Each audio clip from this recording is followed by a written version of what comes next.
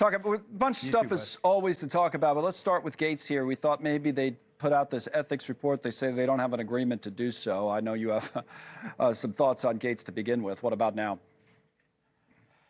Well, I hold him in the lowest regard you can possibly hold a nominated public official.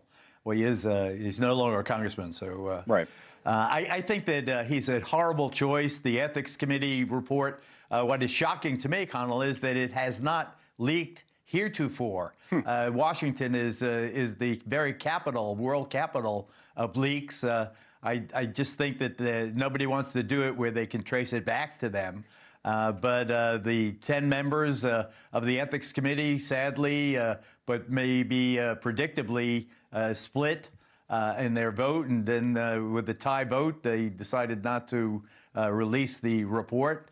I don't know why they think that that is the patriotic thing to do, not to release the report when so much hangs on it. This is the man, after all, Connell, who is nominated to be the chief law enforcement officer of the United States of America, the president's lawyer, for goodness sake.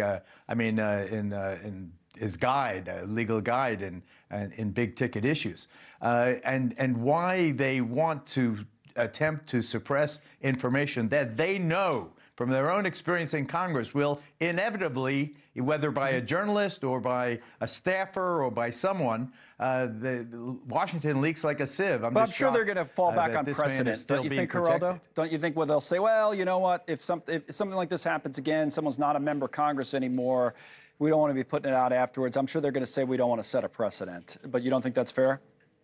Well, I have not nailed this down yet, but he resigned from the 117th Congress. Right. So he resigned. So as a non-member of Congress, the Ethics Committee said, well, we have no more jurisdiction, therefore we're not going to release this report on this private citizen, as if Matt Gaetz is a private citizen now. He's hanging out in the Capitol building, for goodness sake.